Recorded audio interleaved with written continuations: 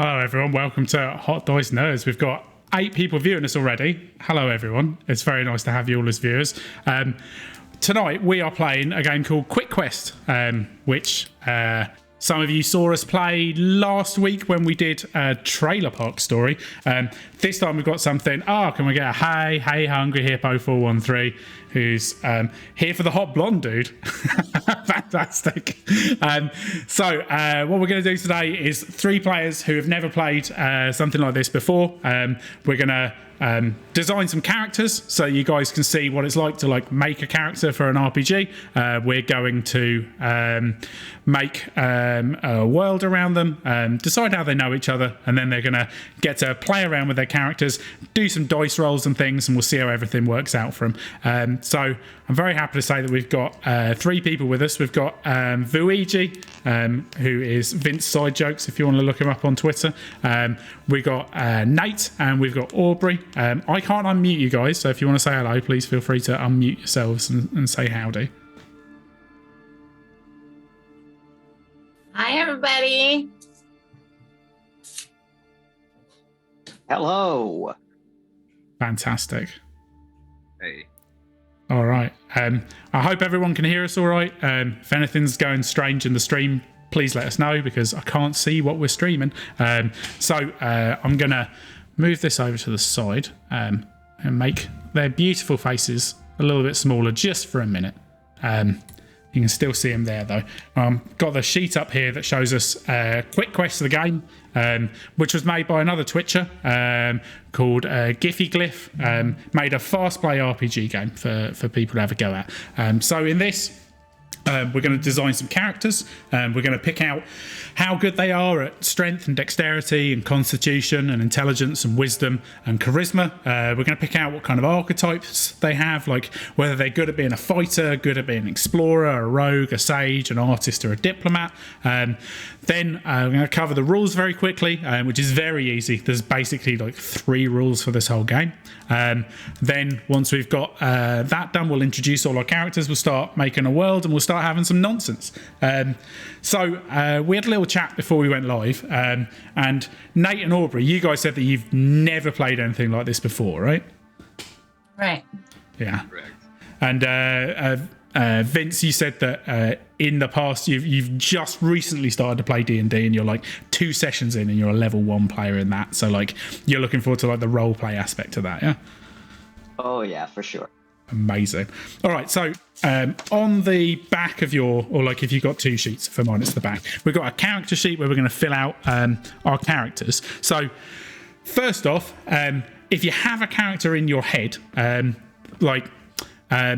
maybe you can think about them and describe them a bit, in your sheet here, or maybe you want to have a little scribble around. Do any of you guys already have some idea of the kind of character you want to make? And maybe I can walk through making that character with you, then we can do the same for the other guys as well. Sure, I'll go first. Okay, cool. Do you already have a name idea for your character, or what they're like or anything? Yes, her name is Mad Morgaine. Nice. And she's Celtic, and she's a mercenary. All right. So, a Celtic mercenary. In this world, what does a Celtic person look like? She's kind of slight and dark. That's cool. Okay. So we can put Mad Morgaine in your name, and then for your ancestry and calling, you can put there your the Celtic ancestry, and then a mercenary. So that is Mad Morgaine a human with a strong Celtic background? Is that what they are as a thing, or Yeah. Okay. Yeah. Maybe a hint of fae in there. Oh, okay. Yeah. Okay. So a little bit magical, a little bit fairy-like. Oh, yeah. That's really cool. All right. Yeah. So we can put that down from there, and then we can start to think about the attributes that would fit Mad Morgaine. So out of strength, which is the ability to open a jar of pickles, Dexterity, which is like the ability to like jump out of the way of something dangerous or to like do something deftly or nimbly. Constitution, which would be like the ability to run a marathon or to like drink a pint of beer faster than someone else. Intelligence would be like, you know, being good at mathematics and science. Wisdom, which would be like knowing like not to stick a fork in a plug socket regardless of whether or not you understand electricity. And charisma, which would be like being good at talking to people, like telling lies, charming people, etc. Out of those, which do you think like is probably Mad Morgane's like strongest attribute? Charisma. Charisma, fantastic. All right, so if you think that's their strongest, you put +3 in that one there. And then from the other 5, which one do you think is like, if you want to say which one you think is weakest, we can do that. Or if you want to say which one you think is next strongest, we can do that. Okay, let's see.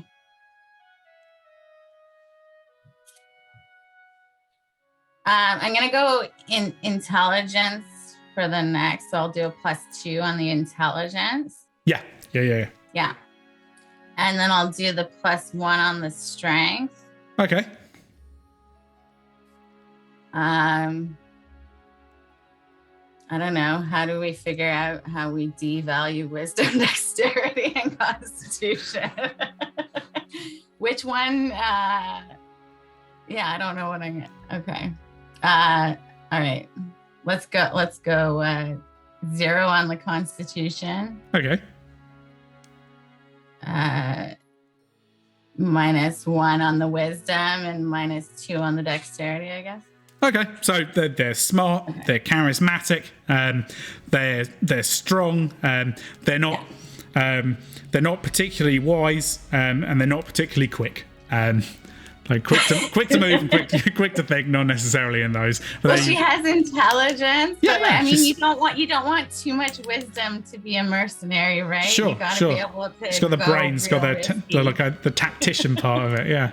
Okay, cool. It So really works too with the fact that you're mad, right? It's just like mad Mad Morgane. You're just gonna rush right in there. yeah, that charisma, like it can be intimidation as well, right? You've got like you're just like intimidating to like interact with. Okay, so out of the various archetypes, being like a fighter, which is like the ability to like swing a sword or bash someone with a shield, rogue, which is like being a pickpocket, being deceptive, being a thief, breaking into places, etc. An explorer, which is like being good in nature and out in the rough. A sage, which is like being good at history and knowing like spells and being good with books. Art, which is like music and painting and everything that comes with artistry. And diplomacy, which is like being able to negotiate things. Which of these archetypes do you think best fits Mad Morgane? Well, we're gonna need the rogue for sure as a mercenary. Yeah. So we'll go +3 there. +3 on the rogue. Yeah. And then +2 on the diplomacy. Mm-hmm.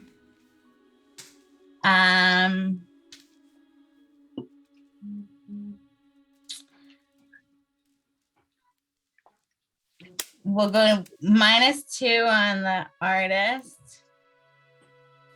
Okay.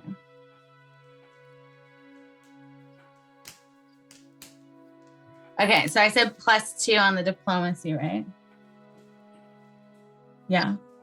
Sure. And then +1 on. Okay, no, we're gonna go +3 on rogue, +2 on diplomacy, +1 on fighter, 0 on sage, -1 on explorer, -2 on artist. Fantastic. All right, so now we've got like a vibe for like how Mad Morgane will work. When you think about what she looks like, what do you imagine she's holding? Sorry, is are the pronouns for Mad Morgane she, her? Yes, she, her. Okay, so when we're thinking of Mad Morgane, like when you see her in your mind, like what's she stood holding? Holding? Yeah, or like does she have like a sword on her back? Is she like with a bow? Like has she got 2 daggers? Like how do you see her like out in the world? Yeah, daggers for sure. Daggers. Okay, so we can put those in your basic gear that you're carrying around a couple of daggers, and that's how you like to go about dispatching people, I guess. Picking a lock here and there. It's the Middle Ages equivalent of a credit card. Just stick my dagger in there and click. Great stuff. All right, so we know, we know what they look like. We know what she's carrying around as gear. We've got what her attributes and archetypes are. When you think about the content of her character, like off the top of your head, is there anything that you imagine that she'd be very good at, and is there anything that you imagine that she'd be very bad at? An example of these would be like, I'm very good at talking my way out of trouble, or a bad one would be like, I'm very bad at arriving on time for things, or like something like that. That like isn't necessarily a particular skill, but it's just like something that they'd say about Mad Morgaine. Like perhaps it's keeping her temper. Yeah, for sure. Terrible temper.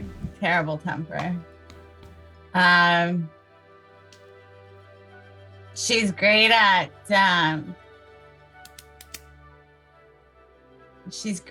getting her way through manipulation mostly. Okay, so she's great at manipulating. All right, okay. And she doesn't have the most stellar ethical. Sure, okay. All right, so I feel like now we pretty much know like who Mad Morgaine is to start off with. Is there anything else that like we haven't talked about that you think is an important fact that people should know about Mad Morgaine, or shall I start talking to Nate and Vince and see about who they are?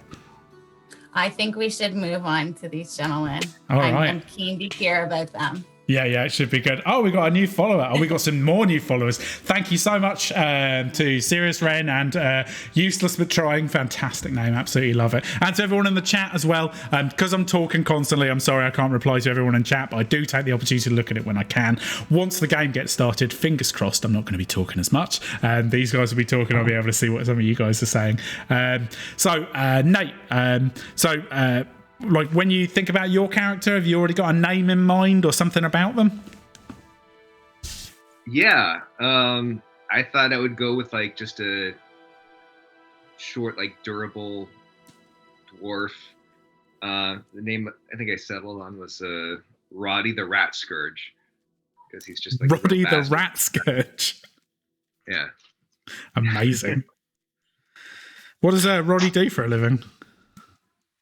Yeah, so for a living, he's like a home, like he makes his own mead, or he's like a brewer of mead. You know, it's not the best mead in all the realm, but it is the strongest. Oh, okay, yeah.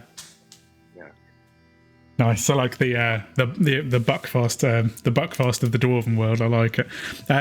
So what are they? What does Roddy the Rat Scourge look like when you see him in your head? Yeah, well, I didn't want him to be like too typical dwarf.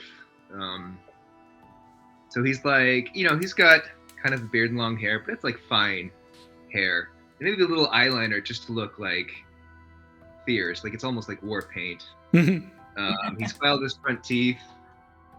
Let's see, he's got the filed his front teeth, like to be sharp. Yeah. Okay, that's terrifying. Cool. And he's got and just the heavy armor. Yeah, with the kind of nipples on it. Heavy armor with nipples, like the Batman. Exactly. The old Batman. Yeah. Okay. Cool. That's George Clooney's Batman, I think. Yeah. Absolutely. Yeah. That's it's quite a picture you paint. Okay. So we're going to go through and do the same thing that we did before with the attributes and then with the archetypes. So we're going to talk about you're going to rank your strength, your dexterity, your constitution, your intelligence, your wisdom, and your charisma. And like we're going to pick a +3, a +2, a +1, a 0, a -1, and a -2. So for your strongest skill for Roddy, what's his strongest there in his attributes? Okay, I'm gonna put Constitution as strongest. Yeah, fair enough. So he's drinking all that mead all day. He's got a liver that just won't quit. Maybe dwarves have two livers in this universe. So what about either what's next or like what's worst if you want to work from the two ends and work towards the center? Like what works for you? Yeah, I'll go top down. So like strength for +2. Okay, yeah. So he's like he's a hardy and he's strong. Yeah, he's a unit, like a mini fridge. Exactly. And +1 on wisdom. Mm-hmm. So, you know, got a little of that. I'll put 0 on dexterity. A -1 on intelligence. A -2 on charisma. -2 on charisma. I wonder why your dumb stat was going to be charisma. Okay, so yeah, I mean, when you get a name called the Rat Scourge, like, yeah, you're not a dinner date kind of guy. You don't need charisma when you're getting people drunk. I guess so. Yeah. I mean, you know, but also if you're covered in bits of rat all the time, I feel like there's no amount of drinks really going to take care of that. Yeah. Okay, so what about equipment, like for their kind of basic gear that you imagine Roddy's like generally walking around with? Yeah, do we consider like armor equipment? Yeah, if you imagine him wearing armor, put him in armor. Okay. Like heavy You better armor. be writing nipple armor on your Heavy sheet right now. nipple armor, yeah. Nipple armor. Yeah. You know, he's about the details. And mace and a shield. A mace and a shield. Like maybe a little bandolier filled with mead as well, if he's always making it. Or a little hip flask, maybe. Yeah. Gosh, do I need to trade in one of those? No. Carry as much as you want. You carry your whole house on your back, I'll let you. It's just going to slow you down. Have fun. So, yeah. You should just have like a keg as a backpack or something. Yeah, if you want a keg as a backpack, go nuts. Like one of those camelbacks, except it's whatever medieval Yeah. version of that. Yeah, like those hats that people wear to sports games, but it's like a knight's helmet with like beers that you put in the top of it. Amazing. So, is there any like what things is Roddy great at? What things is Roddy bad at? When his friends or like those who know him well talk about him. Okay. I think he is great at like throwing the first punch, just the spontaneous brawling. You know, he's the button masher type, fighting type. Oh, so punch first, ask questions never. Yeah. And then like bad at, I want to say like long conversations or strategy or like long-term planning. Like he just loses patience. He's like, enough. Yes. Yeah. We've got a question in the chat asking whether there's going to be any rat spiced mead coming from Roddy. Roddy the Rat Scourge. Maybe. Yeah. Cool. Is there anything else that we should know about Roddy before we move on to meet Vince's character?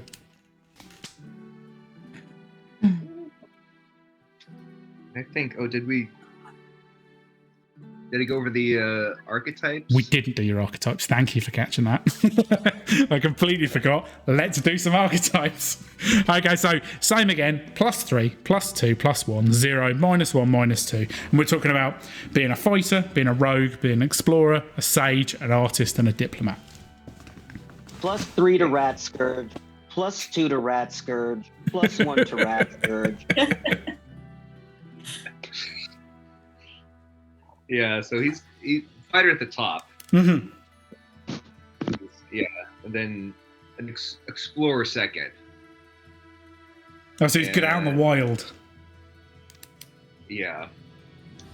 And then, gosh, let me think. Maybe rogue is a +1. Sure. And yeah, and so artist +0. Then -1 for sage, -2 for diplomat. Okay, so not willing to crack a book and not willing to talk about books. Like, no time to talk, more time for punch. Amazing. All right. So yeah, then I guess we'll move on to talk about Vince's character. Have you got a name? I'm not sure about my name yet. I haven't I didn't really think about that. Well, maybe we'll I come to mostly it. thought about like just what I look like, and maybe someone in the chat will give me a name. Amazing. Yeah. If you want to listen to this character and then give him a name, Vince will pick one he likes. So I'll yell them out to you as they put them in the chat. Yeah. So here's what I'm thinking. I'm going way off the beaten path here. I think I'm a tree. But like sort of like Lord of the Rings, like Ent, like I can walk. Except that I was thinking I was poisoned and my growth got stunted. So I'm this tiny walking tree, like I'm a sapling or something. Small poison tree. Yeah, I'm a small poisoned tree. And We've got ideas. We've got Leafton. We've got Berkshire. We've got Small Tree. My name should just be Small Tree. Yeah, but with an O. Small Tree. Sicklebark. Someone says. Tree. Oh yeah. Okay, I already love that. Yeah, SMOL. Only one L is what I'm using. Small. That's what they put. And then tree. That's great. Small tree. tree. There we go. Thank you so much. Probably not Elf for dropping that in the chat. Fantastic. And then I was like, well, I don't know what my like quote unquote occupation is, so I'm just gonna say something that sounds cool. I think I'm a plague whisperer. A what? A plague whisperer? Yeah, like I could like like a horse whisperer can talk to horses. Like Yeah? I'm so poisoned, I can talk to poison. Oh, Or I okay. can talk to plagues or something. I'm a plague whisperer. Incredible. I'm a weird walking tree that talks to poison. Oh my god. Right. Okay. That's what we like. What do you look like? Oh wow. I think I look like a human-sized Bellsprout, if people know Pokemon. Like I just think I think it's more so like vines for the most part, and then like it's like the tree part of me is like the trunk and the head, but then the vines are really small, and like I was never able to like put roots down, so I just like use them to move. You know, maybe I can like I haven't decided yet, but maybe I can get more vines coming out of me, so it's not just like human form, but it's like I could become like a spider tree or like some kind of weird, I don't know. Anything that like a trunk will fit in, I guess. Yeah. Oh, that's cool. All right. So, do you want to do your attributes next? Yeah. Let's do that. I'll do something weird. I know what I'm bad at, and that's charisma. So I'm putting Right. that one first. Like I'm just no good at that. I just can't. Is that -2? Yeah, -2. Is the lowest thing? Okay. I'm trying to decide whether or not I should have high constitution because I'm so used to poison, or like low constitution because I'm constantly poisoned. You know what I mean? Yeah. Maybe because I know Mr. Dwarf Man over there is high constitution, I'll put my constitution in the middle somewhere, like on the 0 mark. Okay. And I'd like to have some wisdom and intelligence. Let's do the wisdom biggest. Intelligence second. A leaves wise, me with clever what? tree. A +1 and a -1. Someone just Okay, posted in the chat, spider tree. I think it's trying to poison me. I am into it, and that helps me already because if it's spider tree, then I'm going +1 dex, -1 strength. All right, And amazing. Vines will help me move fast, but like I'm not exactly strong, I guess. Amazing. All right. And then for your archetypes, fighter, rogue, explorer, sage, artist, diplomat. Sage is number 1. It's got to be Sage. Okay, Like- so you know your histories, the arcane world, etc. Yeah, I mean you're a living tree. It feels your page. I think, yeah, and I think like I could be thousands of years old. The point is, I still look like I'm 10. Oh God, what a curse! But I can be very wise, Me even though too. I'm just this weird spider tree. Yeah. I think I'll go Sage, then Explorer, Mhm. since I'm probably the most explorative tree that's ever been, because all the other ones can't move Yeah. really.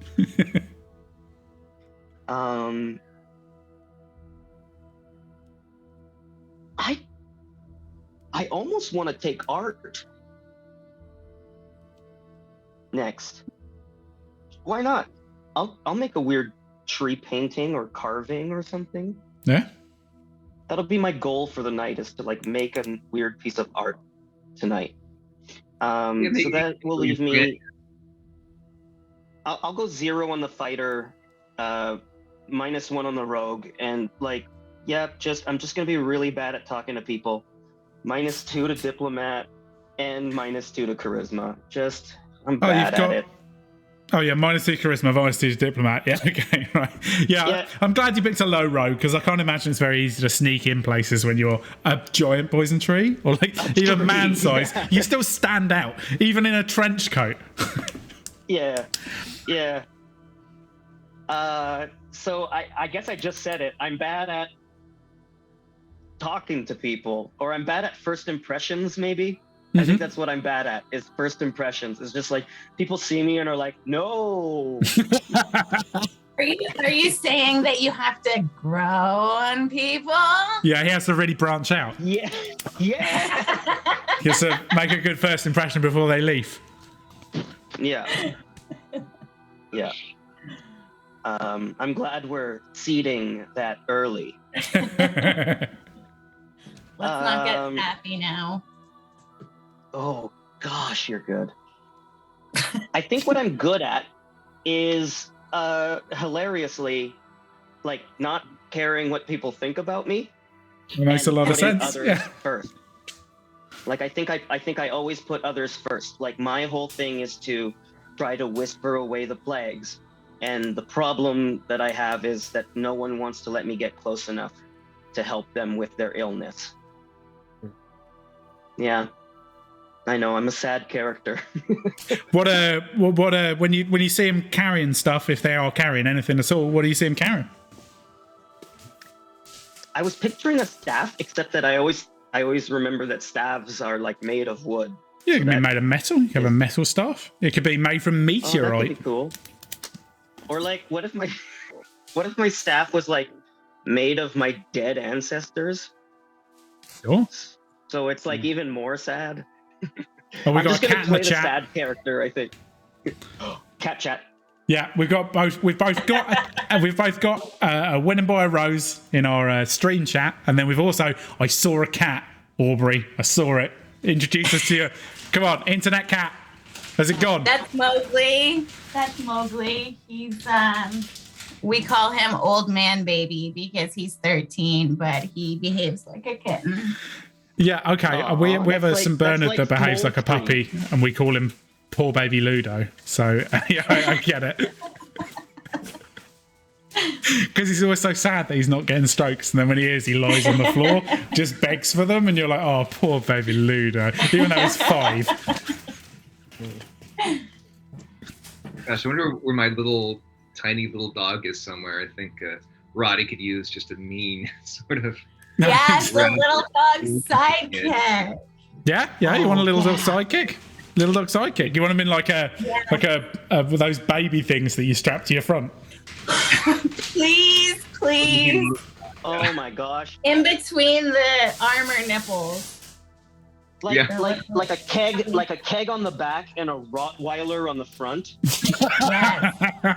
just marching along, thick as fuck. Yeah, Are we allowed it's to all swear? great I'm until so you're sorry. like, guys, we need to swim across this river, and you're like, yeah, no, I'm not, no, it's not for me. Gonna grab him like bathroom break. Yes, do it. What is Speaking his of bathroom name? breaks, we're 30 minutes in. I'm guessing some guys need to recharge a drink. Maybe people need the bathroom, etc. Now's a great time to do that before we get going in the thing. I'll give you an opportunity if anyone needs to pop off to do that, and I'll just generally talk about how the game's going to go for people who are watching the stream. Then when you come back, we'll be able to get started, or secretly, I'm going to make you guys talk amongst yourselves while I get a drink. But I'll hold the fort for anyone that needs to pop away for a second. I'm gonna throw one last piece of gear on my person before I finish. Yeah. Oh, so I'm a tree. So let's say my pronouns are they them. Sure. I'd rather not be gendered. Yeah. If that's all right. And I think I have a pet rock. Yes. Now that I know you have a dog, I want a pet too. But a pet rock makes the most sense for a walking tree. Fantastic. So I'll give the pet rock a name later, or again, same thing. The chat can name my pet rock if they want. Oh yeah, They're if you got any pretty good names at for Small Tree's Pet Rock, do let him know. For people who've never watched Hot Dice Nerds before, welcome along. It's very nice to have you here. We, unlike a lot of tabletop roleplay games where they play Dungeons and Dragons and they pay all of their sessions for themselves, and they if you try and get into it, they're up to season 4 and everyone's been going. We don't. We play short games that are make this a little bit bigger so you guys can just see me. Hello. We play short games that are one shots that can happen in one session, sometimes an hour, sometimes 2 or 3 or 4 hours, depending on the game that we play. We pick different ones each time. We tend not to do Dungeons and Dragons because that's quite complicated, and if you're not a fan, it can be quite boring to watch. So we'll pick games like Lasers and Feelings, or we'll make one up, or in this case we're playing this game called Quick Quest, which is fantastic as an easy way to get into it, and everything that we do is supposed to be focused on the idea that the collective storytelling part of role-playing games is the part that people really enjoy. It's the part that's most entertaining to watch. It's the part that makes people laugh the most. It's fun when you've got a game and everyone works and they've got complex stats and things, all hang on a moment, but you have to be deep and invested into all of that. Whereas with these one-shots, you get to make a new character each time. You get to see something fun and crazy happen. If you watched us last week, we were all hillbillies attempting to solve a mystery. That was pretty entertaining. Before that, we were all people upon a ship called the Fartis, which was travelling through time, and we had to try and A, solve a raccoon problem, and B, stop a giant army of bees attacking all of humankind, I think. Before that, we played a couple of other games as well. We played the original Lasers and Feelings. We played a game of that. That was great as well, where people were trying to figure out how to stop an evil laser. One of the characters there played just as an intern with literally no skills. He just kind of blended in with the background and turned out to be the most... We got a tiny dog. Oh, it's a tiny dog in the chat. Oh, who's the tiny dog, Nate? Well, his real name is Chewy, but for the purposes of the adventure, Fleabag. Fleabag. All right. Oh yeah, that's amazing. All right.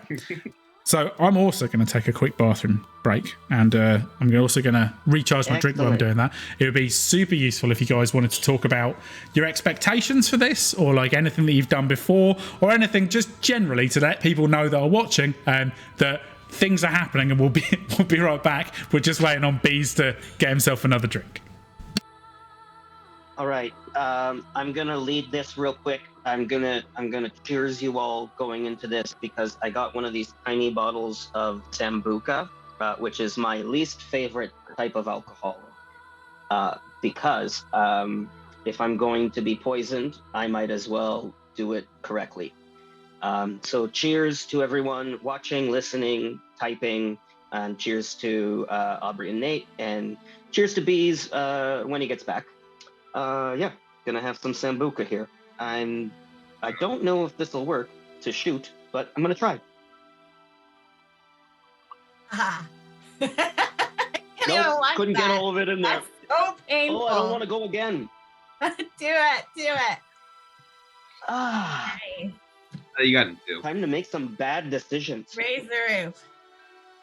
All right.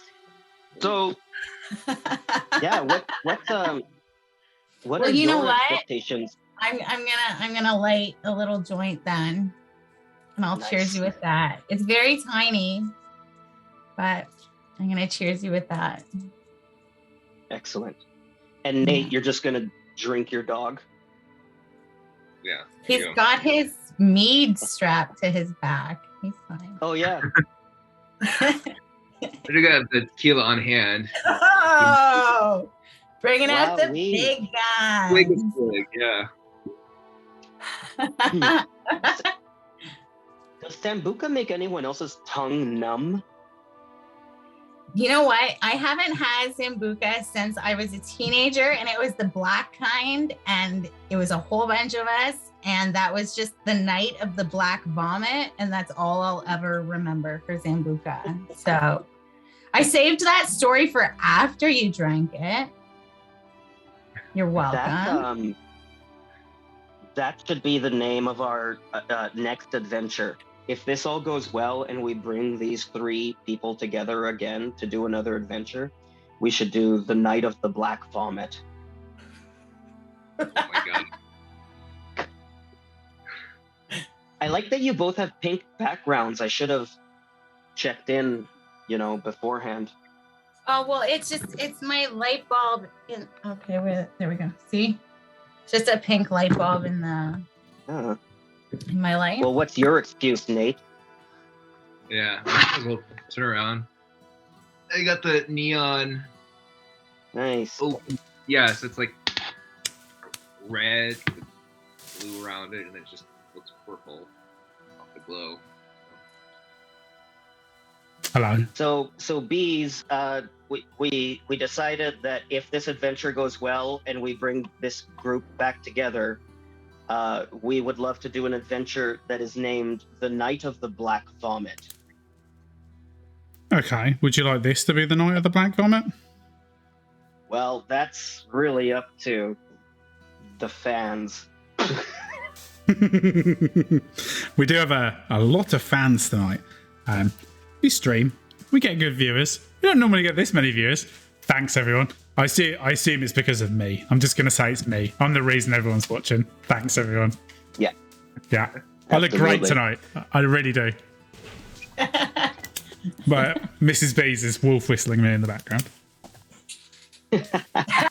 Yes. How do you guys do you guys know each other? Your characters, and how do you know each other?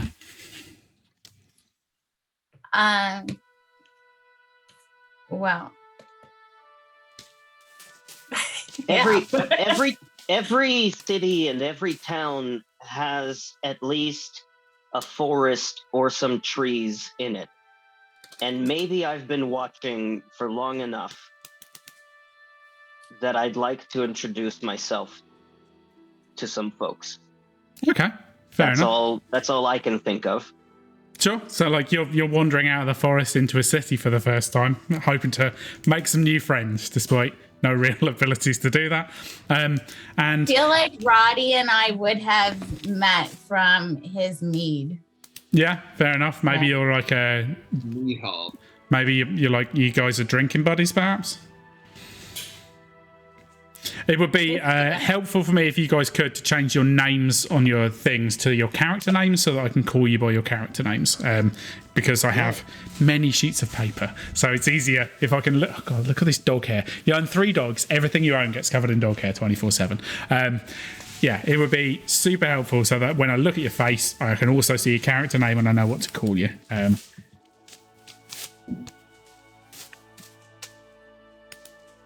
Oh, this is fun. I've never done this on a phone before.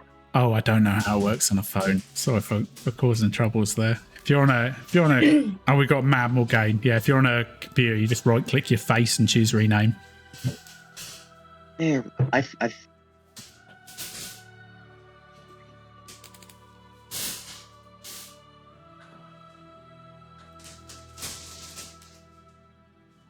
great to have everyone in the chat. Thank you so much for like giving stuff in here, giving ideas and things. As we go on with the quest, if you like yelling stuff out, I might be paying attention to it and I might throw it into the game.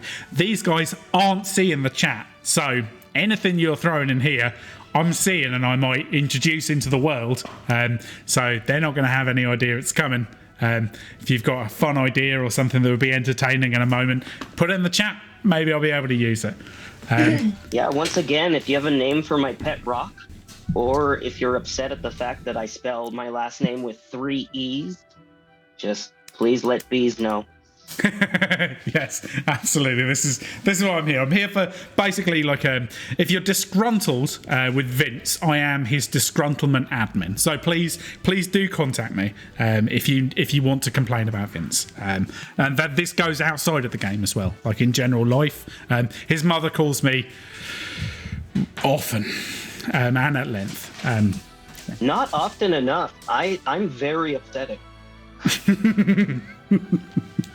See, and every time I complain about him, you say you're going to put it in the file and send it to corporate, and I'm starting to think you're not doing that. Oh, it's because I looked it up and corporate is one of the names of one of my dogs. So Shit. yeah. And someone suggests that your pet rock should be called Dwayne Johnson. Oh, heck, why didn't I think of that? Thanks, Evie. Amazing. I'm actually going to name, you know what? I'm going to name my pet rock Dwayne the Johnson. Nice. Dwayne the Johnson. Yeah, Is this just to make phallic it just to shape? make a dick joke. Is it phallic shaped? Your pet rock? Yeah, the rock is very phallic shaped. It's about this big because it looks exactly like my penis. So you guys you're liking that Zambuca. So I have -2 charisma and -2 diplomacy. You cannot be mad at me. So Roddy and Mad Morgaine, you guys are drinking at Roddy's establishment? Do you have a little side place in your business? I feel like, it might make sense that sometimes I'd need a little muscle for some of my schemes, and he might need some of my charisma and ability to make deals, right? I feel like we could really fill in some gaps for each other there. Would you say that you're having a meeting? No, I wouldn't.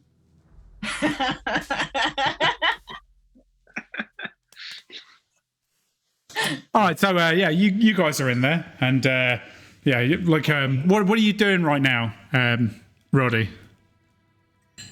At this moment in time, what's Roddy doing? Okay, I am coming to after a epic blackout. Just laying there sleeping like on the bar, and I'm coming to and taking a hold of my surroundings and who and what is around me. Yeah, so as you wake up, in front of you is an 8-foot tall half orc with like full plate armor, covered in blood and viscera, like bits of chunks of green and brown, and like behind him is like what looks like a wizard and also like a priest. They're also like covered in stuff, and like the guy like bangs on the bar and he's like, "I require some of your strongest mead, for we are celebrating." And the guys behind him are like, "Way!" All right, then I yell to the bartender, let's serve these gentlemen up. Your bartender, who what's your bartender look like? How old are they? How long have you had them? Like, what's their character like? It's my nephew. Of course it is. Bit of nepotism, nephew who I hate, but favor to the brother, and get him a job as a teen. So he's another dwarf, but very he's the black sheep of the family. So he's actually very has a soft personality, artistic. his name is like Sven. Sven, fantastic. All right, so yeah, Sven hears your thing, and he blows his fringe out of his hair, and he's like, "Oh yeah, I'll get that for them now," and heads under the bar and pulls out a bunch of bottles and tries to carry them between his fingers, and puts them down on the bar in front of things. He's like, "Enjoy, gentlemen," and they're like, "Oh, thanks!" Pull the cork out of the bottle, and one of them starts chugging. They look over to you, Mad Morgaine. They see you and they say, "You look like a warrior who can drink. Will you drink with us? We're celebrating." And so I agree to drink with them, but I want to keep my wits about me, so I only pretend to have a drink. Okay, so yeah, you say I want to wander up to him and I want to see if I can pretend to drink. How are you going about? I would like to do that. Yeah, sure. So you can say I do that, and then I'm probably going to make you roll because you're trying to deceive them, basically, right? So right. How are you attempting to drink without actually drinking? By going side profile and allowing it to roll out the side of my mouth on the other side. Okay, so it's just rolling down the back of your shirt, down there. Yeah, it's going down here. It's worth it. You can feel it going between your cheeks, but you're it's better to keep my wits about me. Okay, Maybe So what I'm going to say is that to get away with that, I think probably you're going to need maybe some charisma to be able to distract them while you're doing that. And it's probably a roguish thing to do as you attempt to skeet past them. So I'm going to say you're going to roll a d20. You're going to add your charisma score and you're going to add your rogue score. And you're trying to beat a 10. So wait, I'm adding those scores to what I roll? Yeah, so you roll first of all, roll a d20 and let's see what that is. Okay. So I rolled 17. Great. So there's a very good chance that this is going to succeed. I can't see how you could possibly fail, but we'll do it just for the sheer getting the hang of it kind of thing. So with your 17, what is your charisma score? +3. Okay, so with that 17, you add a 3 to it, which gives you 20. And then I said it was a roguish action. So what's your rogue score? +3. So another +3. So yeah, coming out with 23, attempting to beat a 10 and getting a 23. You effortlessly. You tell me, how does this work that you so wonderfully manage to convince them that you're drinking heavily?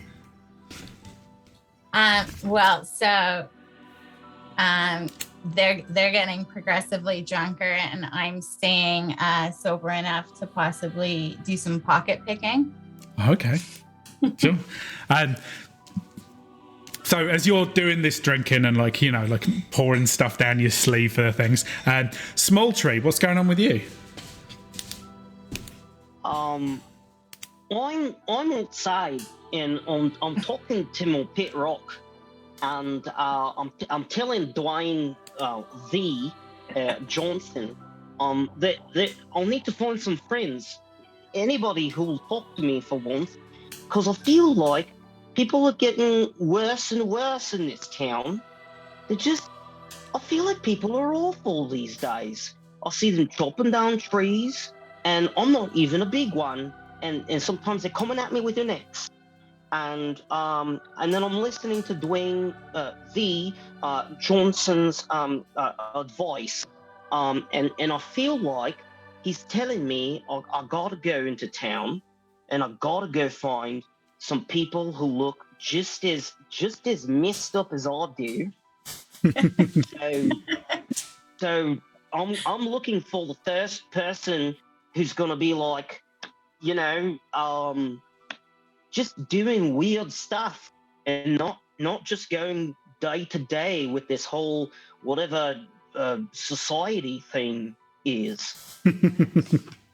So speaking of doing weird stuff, as Mad Morgaine pours drinks down the back of her shirt in an attempt to stay sober. Roddy, what have you been doing during this time after waking up with your terrifying hangover? Like, what are the moments before Small Tree walks through the door? So I'm like severely like side-eyeing Morgaine. Not even side-eyeing, like, furious that I'm seeing her waste good mead. Your nephew is like just mopping it up behind you. He's like, I don't know, I have to keep mopping around here.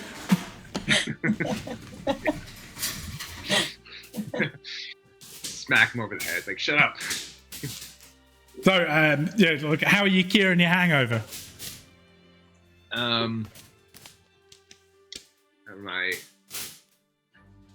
So pushing,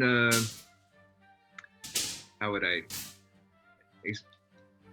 Pushing Sven, back to the kitchen. Like, oh, give me your, give me a cooked goose or. Yeah, Sven's back in there. He's like, finally, the one thing I'm good at, and he's like frying up food, and he's like he's in his element, and like you're like full on ignoring him.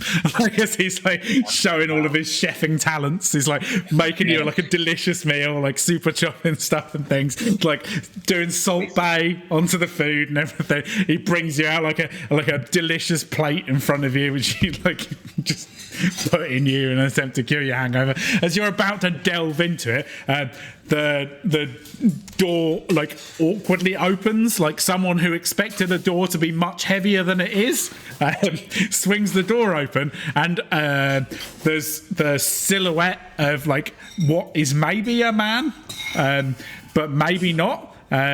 Some kind of maybe it's not a human, maybe it's an elf, maybe it's a dwarf. You're not entirely sure till they step through and you realise that. Well, what do they see when you walk right through the door there, Small Tree? I think that what they say is certainly someone who's either constantly dancing or someone who's like in peril. They probably think I'm in trouble. In fairness, I think I'm like the physicalization of that like weird like shrug emoji. Was like, uh-oh, but I'm constantly moving. So I'm like, is everyone looking at me? Uh-oh. So yeah, Mad Morgaine and Roddy, you notice a giant tree walking thing. The guys that you're drinking with, the huge guy who's like now very drunk, looking at him going, what the fuck is that? And he like stands up and like knocks off the table over and walks up to you and goes like, what the fuck are you?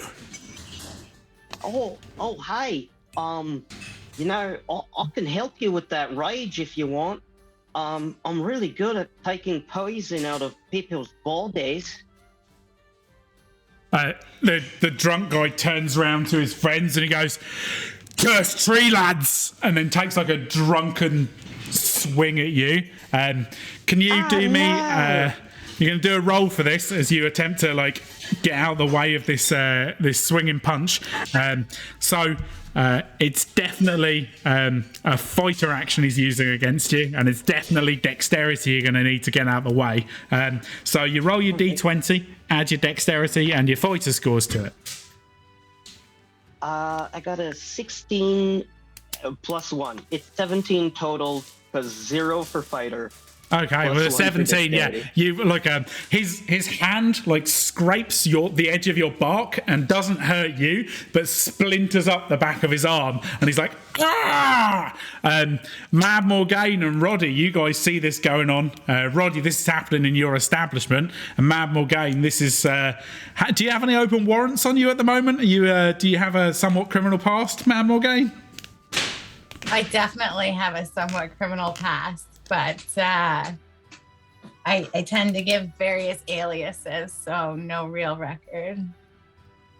Okay, so you've got no real record, but you'd still probably want to avoid being around when, okay, so either put an end to a situation or maybe just not be there for it. So yeah, you guys can see that happening right now. Is there anything that you'd like to do? You're sat at the table with the priest and the wizard, who are also pretty drunk at this point and have just been called by their big strong friend to help fight a cursed tree. Can I ask the wizard to use some magic to take care of the drunken, violent people? Oh yeah, sure. You want to try and convince him to like calm his friend down? Yeah. Okay, sure. So like, let's call that a charisma diplomatic roll. So roll a d20, add your charisma, add your diplomacy, and he's on his friend's side, so you need to be a 20. Oh. I rolled a 3. Okay, so there's no way you're going to be a 20 even if we have the numbers at this point now. Okay, so, yeah, with that convinced, the guy's too drunk to listen to you. And you're telling him, like, calm your friend down. He's like, I know how to beat a cursed tree. And, like, he starts to, like, wind up a spell, and like there's like magic coming in from sides. It's all like glowing, and like the table's shaking and stuff. Roddy, looks like some shit's about to kick off in your establishment, possibly damaging your wares and clients. Anything that you'd like to do?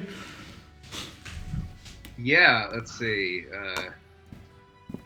So I'm like just like pissed off and hungover, and I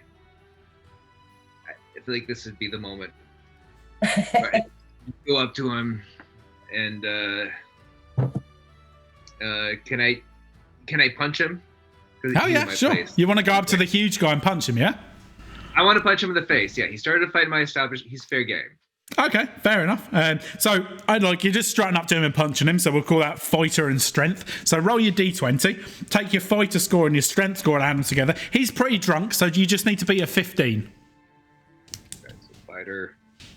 5 plus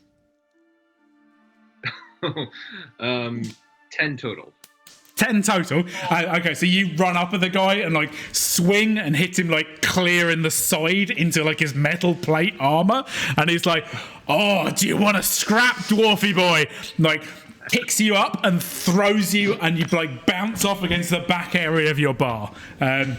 Like you bash down, like a bunch of your drinks like get broken with that. And, like you stand up covered in like bits of glass and mead. Small tree. Anything that you'd like to do at this moment? So now the dwarf and the big guy are fighting, but the wizard seems scary to me. I'd like to hug him and tell him everything's gonna be okay. Okay, fantastic.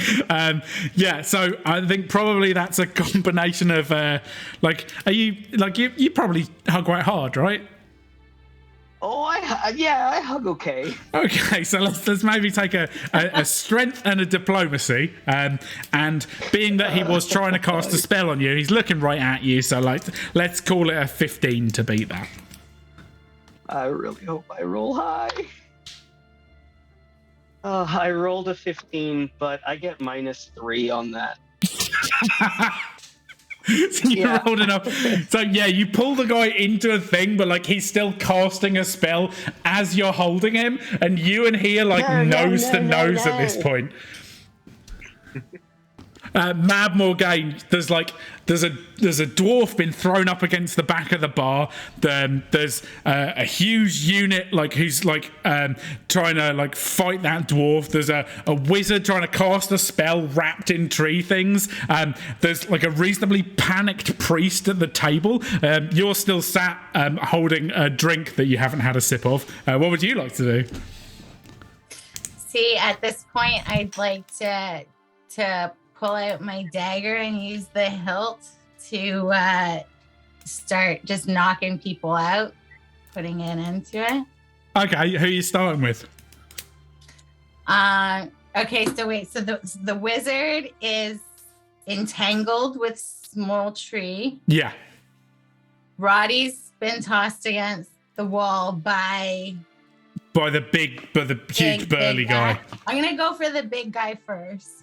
Okay, cool. So yeah, like what does that look like as you like try and do that from a sat down position to it? My small, slight stature creeping up and coming up to do a surprise hit with the hilt of my dagger. Okay, great. So he doesn't know I'm coming.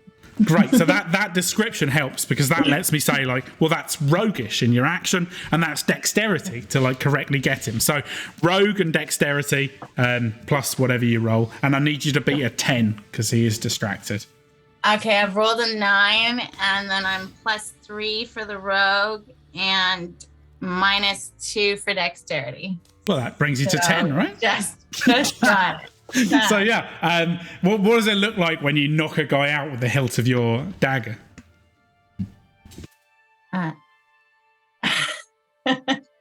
Am I supposed to demonstrate? No. Like, describe what happens. So, like, an example would be, as I sneak up behind him, I like bang the hilt of against his top lip, and as he like bends down in pain, I like whack him in like right between the nose as his nose splits, like his eyes cross, and he hits the floor. Something like that is kind of what I meant for like, how does that look like? Well, you're far better at this than I was just gonna say that I clock him right in the temple. Oh yeah, okay. So noticing, so he just drops. Just drops. Like. But you paint such a nice picture. I kind of. Oh no, I like yours. It's just a one-hit side of the temple, down he goes. Right. As that happens, and you notice that the I said I like yours too. Like I picture it's just really easy, and then you start whistling or something.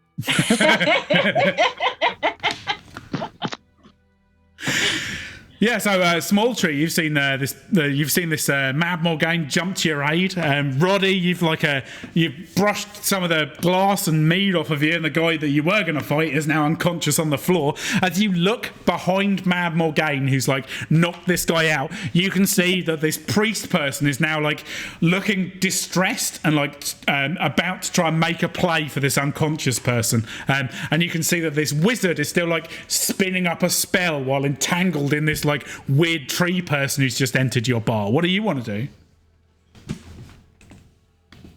Let's see. So there's the wizard and the tree guy. So the tree guy wrapped up the wizard, and then there's a priest who like looks like he's going to try and help out the unconscious like huge dude. Okay. Yeah, so so at that point, I brushed myself off and yelled at Morgaine, like pissed off that she got the hit. Oh, I had him right where I wanted him, and the priest dude, who obviously looks like he's with the guy.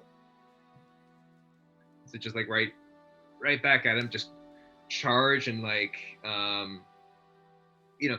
just try to knock him down, like one of these, so he's like on the floor. Okay, amazing. In that case, we'll call that fighter and constitution, as you use your entire body weight in an attempt to deck a priest.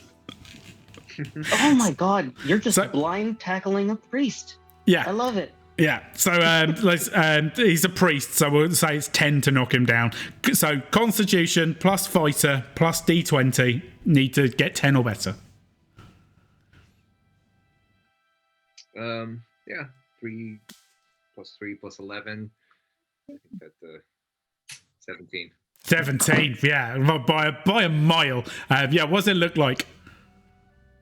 Yeah, so I tackle him, and I could just hear the wind totally knocked out of him. So he's just like on the floor, and can I just continue to pummel him?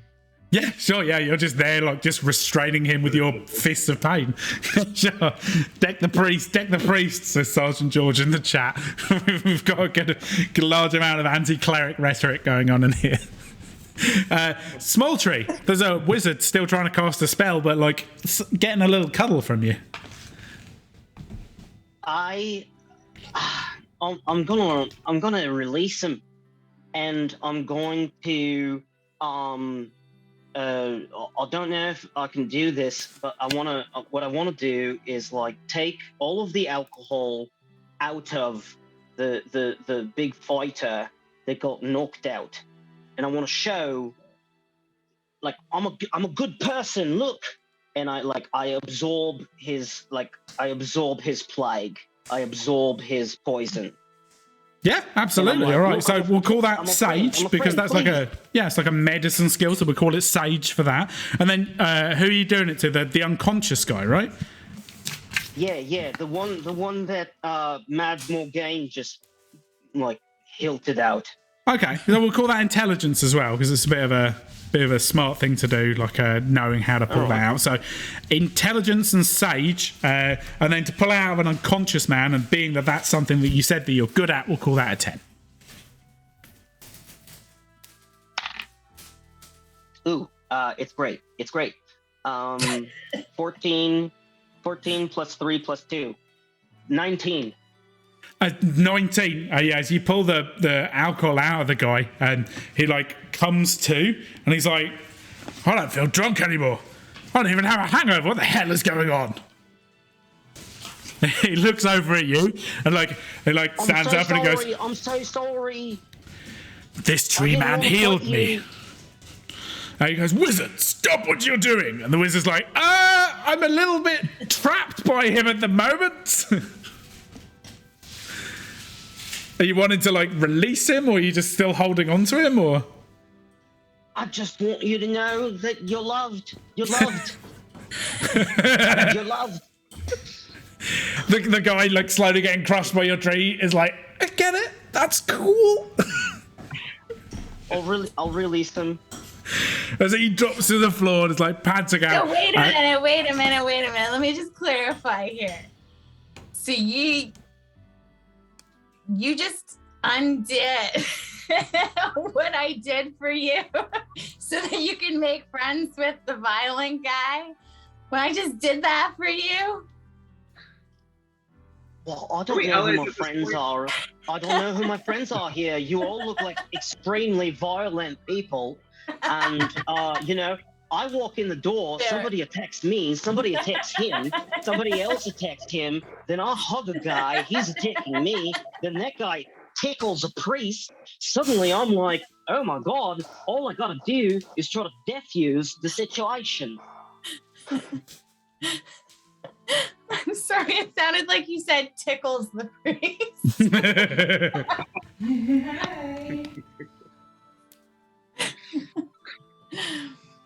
So I'm good, yeah. As you release the guy, are you still pummeling the priest at this point, or as Roddy? Last time we checked with you were just pounding a priest. Yeah, no. I mean, I saw him sufficiently bloody. I stopped. I'm not trying to kill the guy. Just, He pulls himself up, and the priest and the wizard trying to support each other, and the now sober huge guy is like, we don't have to stand for this. I thank you for curing me, strange tree man. We'll be gone. We weren't responsible for this. And they like leave out the front door, like walk out onto the thing, and we're leaving you three guys stood in the bar together. As he's leaving, can I try to put the alcohol back into him? Oh yeah, I feel absolutely. Like he's upset with me. Yeah, absolutely. So let's see, if you're going to try and put it slightly back in him, we'll call it a dexterity and sage. Okay. And as he's leaving, and he's sober now, we'll call it a 15.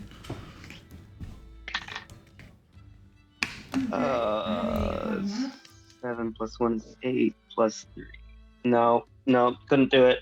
No, as you try and throw the alcohol back into him, you like target it to like one part of his body, and like not being ready for it, he immediately like vomits and like you think maybe shits himself.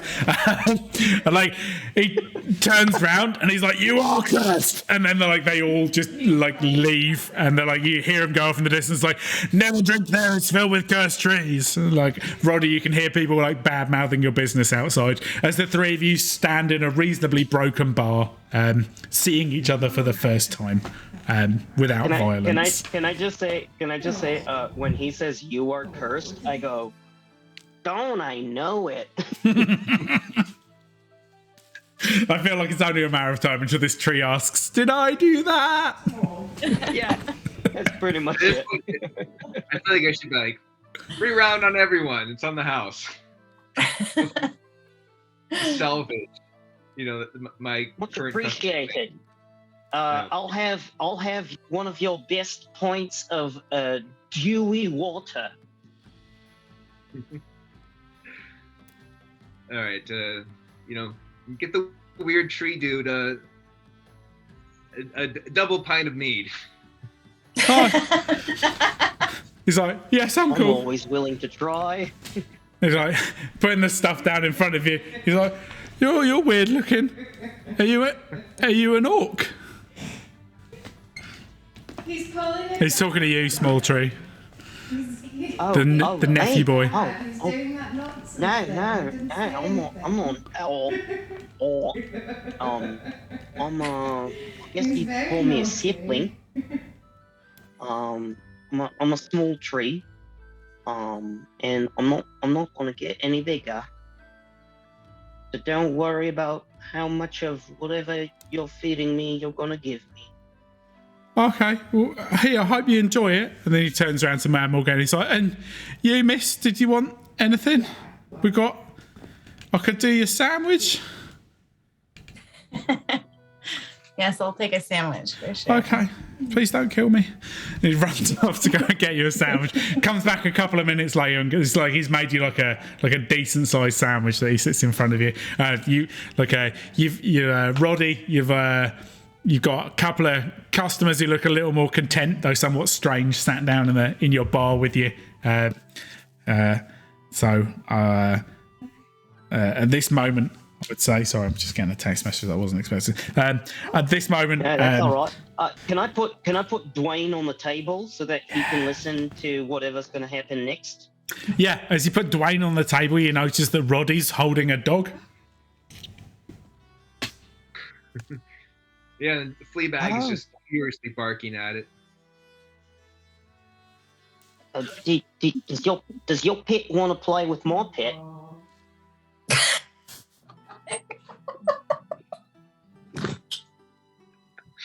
Dwayne's pretty versatile. If you want, I could throw him. See what your little furry friend wants to do. He's durable and versatile. He's been in the jungle, but he's also able to drive fast cars. So So, Fleabag has killed at least a dozen men in their prime. They did not survive. Amazing. All right, so you guys just completed like a mini quest. So if you on your character sheets take any one of your either attributes or archetypes and like increase it by 1. So if you've got something that's a -1, you can bump it to 0. If you've got something that's like a +3, you can change it to +4. Pick one thing and up it by 1.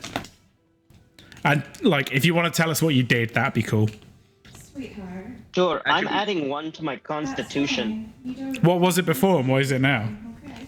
It was 0, and now Okay. it's 1. Okay. And I think that works because I just went through a pretty traumatic Yeah. physical experience.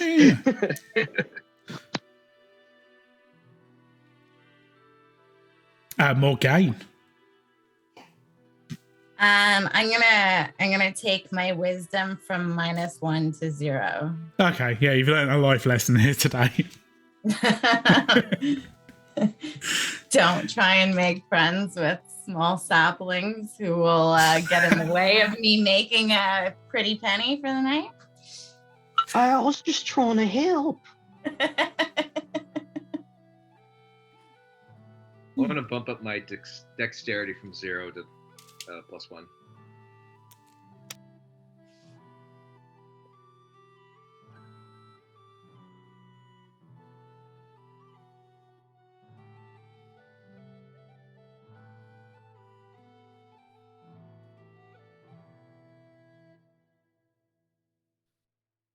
So I was thinking, Dwayne at this point is, being really cute, and the way I see it, Dwayne is sort of winking, at your scruffy dog.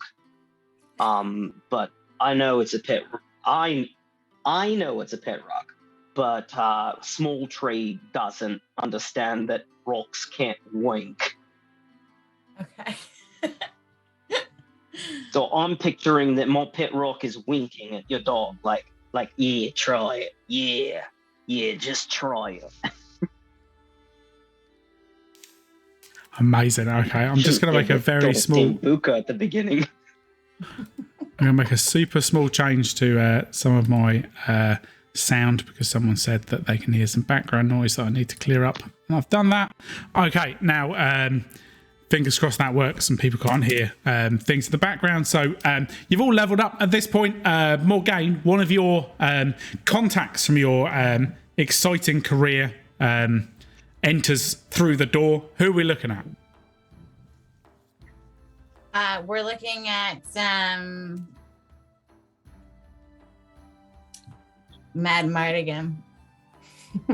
Mad Mardigan. Yes. Okay. Mad Mardigan walks up to you and he says, Mad Morgaine, good to see ya. So it's good to see you too, lad. I've got some work for you if you're interested, but it's not a single person job like you usually like. Damn it. Tell me more, please. There's a family looking to get their son back. He's been supposedly put into a marriage, and no one's seen him, and no one can reach him. They think he's probably going to be forced into marriage against his will, but nobody knows for sure. So it's not your usual smash and grab job. It's maybe hostage rescue. I'm not exactly sure. I looked at it and thought, this is not a job for me. I only know how to stab stuff. And I thought, you know who probably can do a whole mission without killing anyone? Mad Morgaine. Well, I didn't think that. I thought Mad Barry, but Mad Barry's not available. So I thought, Mad Morgaine, 50-50.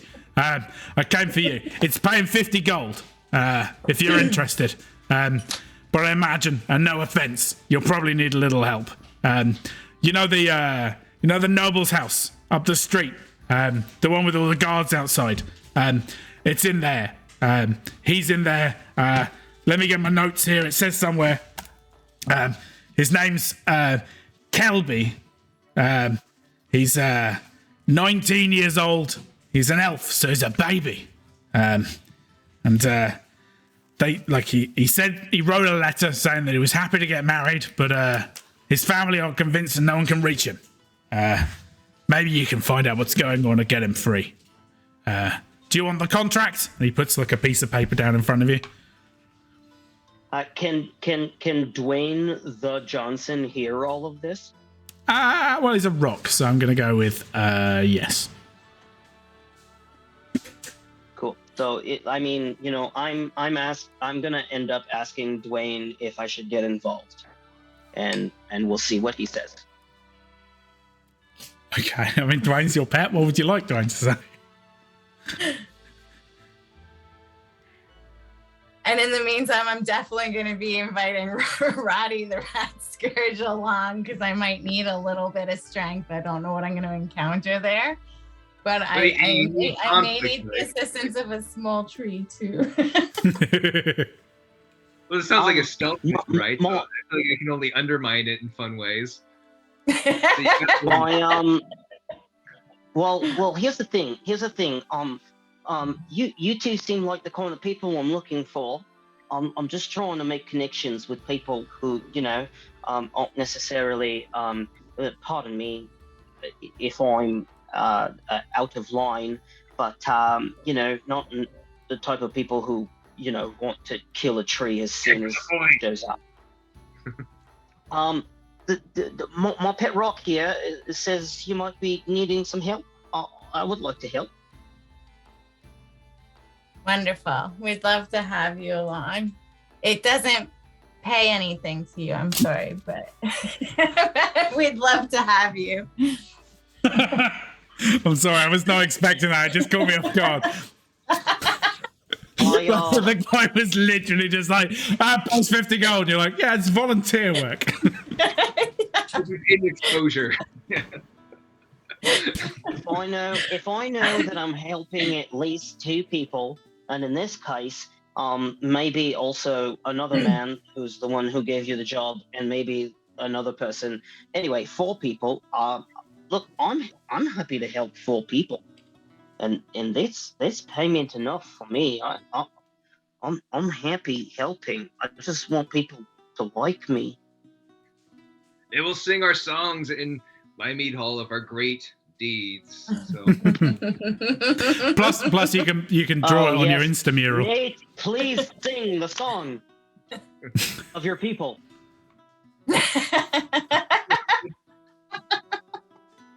Oh, sorry. I just saw you had a lot of guitars on the walls of your bar, and I figured that you could sing the song of your people for us. This old thing, I grab it and just smash it on the ground. The only song I know is Wandering Wall. He doesn't like being put on the spot. It's one of the most beautiful songs I've ever heard. It was chilling to the bone. Because you did just smash the dead body of one of my ancestors. and I think that there's got to be pain in a song, so thank you. If you smash a guitar, it's immediately an emo song as far as he's That got concerned. deep. They're just like, all songs are emo when you're just punching a dead tree. So you guys look at the contract that you've been given, you get the address, you know where it is. You head up to that area of town, and it starts getting much posher. The muddy streets turn to cobble streets. The cobble streets turn to cobble streets with pavement. The cobble streets with pavement turn to cobble streets with pavement with cherry trees and blossom falling all around. It's beautiful in this area of town. You reach a house that you think is probably the address of where you need to go, and you immediately realize this isn't the house. This is just the gatehouse of the walled building with the river that runs around the side of it that travels up in a twist all the way to the building up at the back. There's people, there's gardeners, there's guards stood at the front. There's a whole kind of gated community vibe going on for this whole thing as you scope it out from the sides. What would anyone like to do? I'm going to talk to the other 2 and say, I'm really sorry if I ruined this for you. These look like people who are not going to be easily impressed by me. And also, a river runs through it.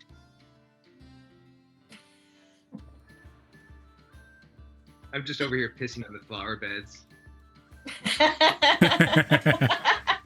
Is that the river that runs through it? There's near the gatehouse. There's 2 guards. They're both sat there, smoking pipes and talking to each other. As you look at them, sorry, did you just say gay house? Gate. Well, it's a very happy He's house. British, but he can't. That changes my objective. Yeah. So it's my British accent. So yeah, I'm British. It's a gatehouse. Yeah, in it, mate. So as you look at the gatehouse, there are 2 guards smoking from their pipes. As you look at them, they seem friendly to each other and distracted and somewhat bored as you listen to them talking about just whatever 2 people talk about when they're sat together for 8-hour shifts at a time. The weather, their kids, their pets, the time, things that pass them by. They haven't noticed you. They're too busy in conversation with one another. Would anybody like to do anything? Well, I was going to ask if Small Tree is capable of. I know Small Tree is good at taking that alcohol poison out of people, but can Small Tree somehow get it into people enough that they might pass out? I don't like doing it, but what I could do is trip the smoke in their lungs and make it stay there, maybe. And then they would pretty much, pass out, I think. If, they're smoking cigarettes, and that's poison. I can control that poison and just keep it in them so that they don't get any more oxygen.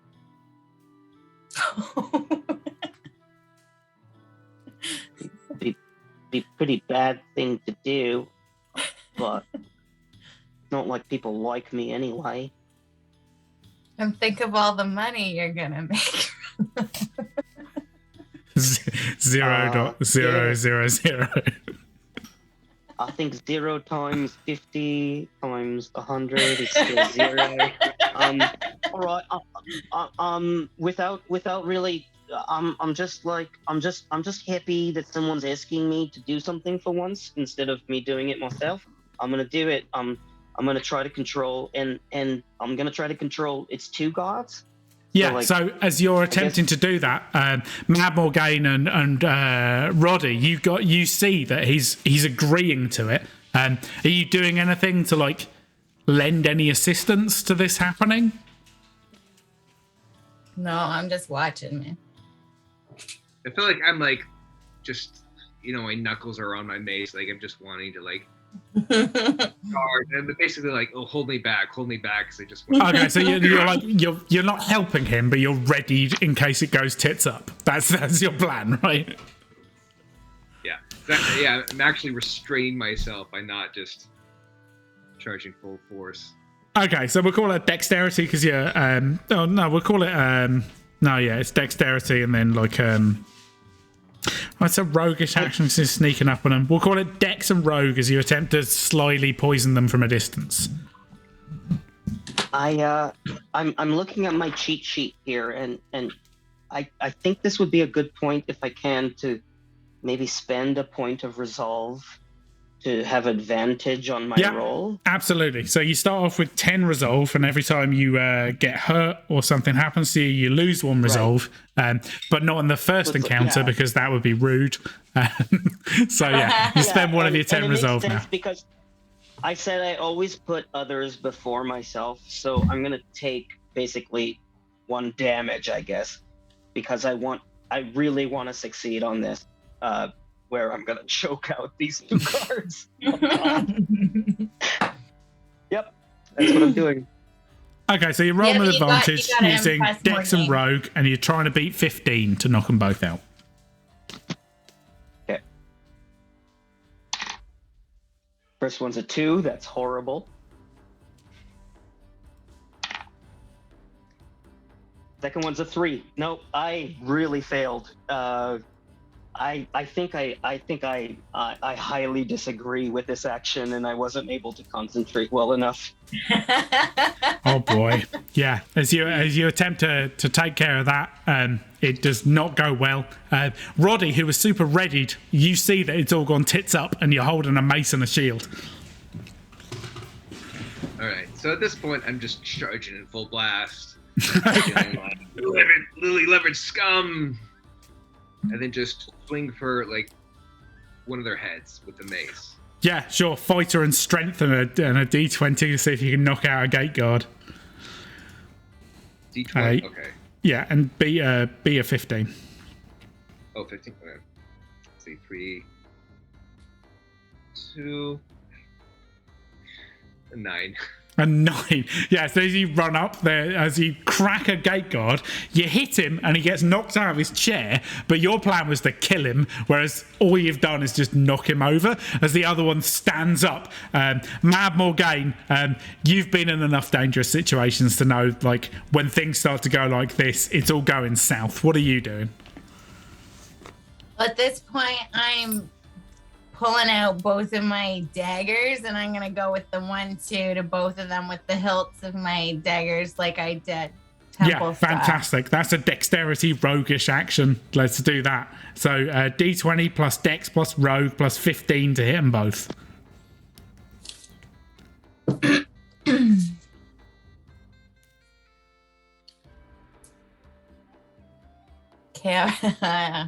I rolled a 6. I've got +3 rogue, but -2 dexterity. So that's Seven.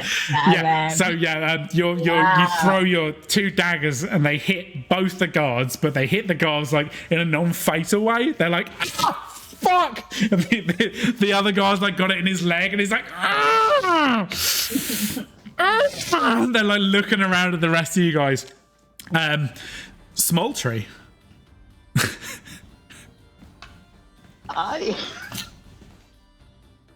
I'm at the point now where I just want to go, oh, look at me.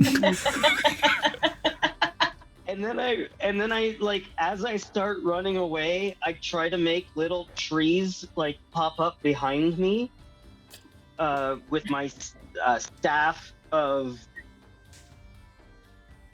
Oh, I wrote ancestry, but for a second I thought it was staff of... You know what? No, I'm changing it. It was a staff of ancestry, but now it's called the staff of anxiety. Yeah, that makes a lot of sense. I'd also like to point out that Taste of Bippy is mentioned in the chat. Someone get these people some better dice. Yeah. So, some incredibly terrible rolls. I'm using my staff of anxiety, and I'm creating a distraction so that they think they got hit by ghosts or something, and I'm the only target. Like, what sound do you make when you're using a tree person? When you're waving a staff of anxiety around? What sound does it make? It goes like, oh no! Incredible. That's not me. That's the staff making that sound. Yeah. Okay, so. As a charisma check for your distraction, and a roguish check for no, we'll call it artistry because that's art. Oh yay! Because artistry is better for me. Okay, and just get a 10 to distract these guys. You're not trying to kill them or anything. You're just trying to distract them. Everyone's like, please just get a 10. Oh, okay, good. I got a 15, but it's -2, but then it's +1. So yes. Yay! Right. You're finally useful. So these guys are now fully distracted. Roddy stood in front of a guy, and Mad Morgaine, having just thrown 2 daggers at them. Now is your opportunity, while these guys are distracted, to be able to do something while they're like very easy to hit. Okay, well, I have my shield, and it has like kind of a sharp point at the bottom. So I just want to like jam it into like the guy's foot so it like slices off the front. Yeah, absolutely. So strength. That's a fighter dexterity. Okay. 3, 4. What do I got to roll? D20. Add your fighter. Add your dexterity, and beat a 10. Come on, Roddy. Yep. 11. 11, yeah. So you cleave the end of the guy's foot straight off. Yes. He's very concerned about his foot. He does not get paid enough to deal with his job plus half a foot. Like, that's him. Oh, this is bullshit. Yeah, he's on the floor trying to reattach his foot. Like, he's got that going on. Mad Morgaine, one of them's out. The other one's still trying to, like, remove the dagger from his bone in the side of his arm that you threw at him. Oh, it was in his arm? Yeah. I thought it was in his leg. Oh, yeah, one of them got it in the leg, and then he got his foot chopped off. Oh, okay. Okay. Gotcha. All right. So I'm pulling that dagger out of his arm, and then I just want to take him out. I just want to slice his just throat. straight away. Okay, Yeah. so rogue dexterity to, like, dispatch him. So D20 plus your dexterity plus your rogue, and get a 10. I rolled 11. I have -2 dexterity and +3 rogue. Oh, just made it. Yeah. So Roller coaster. What a roller coaster. you awkwardly but purposefully just remove the man's throat. as the guy with half a foot looks over at his friend who like is throatless and bleeding out of a thing, he like rolls himself to the side in an attempt to get away, and like you can like he left his keys on the ground where like he rolled away to like the main gate. You guys open the gate. There's like a path leading up from here that takes you into the main building. There are various people, gardeners and lords and things wandering around. Sorry, Vince. Sorry, no, I was just going to say I turned to both of them and I go, I don't really know what was going on there, but next time, maybe you guys could like come up with a plan and I can help you.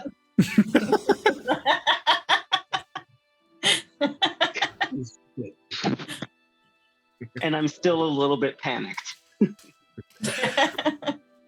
So as you guys look up the path in front of you, there's like gardens and like mazes and like people doing strolls with parasols talking. It's very Elizabethan in all directions. It's like lords and ladies and gardeners all around. There's like, and then up at the back is like a big fancy house with like porches and lots of windows, and like it's like extremely fancy up at the back. It's a building that has at least 30 bedrooms back there.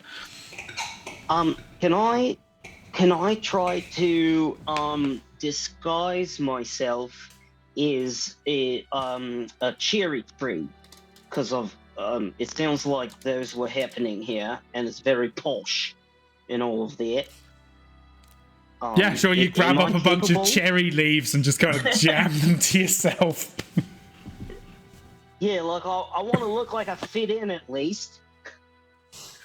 Yeah, sure. Yeah, you look like a cherry tree. Yeah. Hell yeah. A little weird talking cherry tree with a pet rock. Well, is this tactical or aesthetic? Yes. Both. Okay. I hope.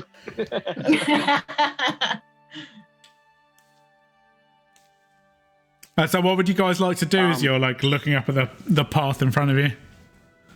I'd like to see if we can surmise maybe what, like where in this house this dude may be. Oh yeah, sure. You roll me a D20 surveillance with your intelligence and your explorer skill.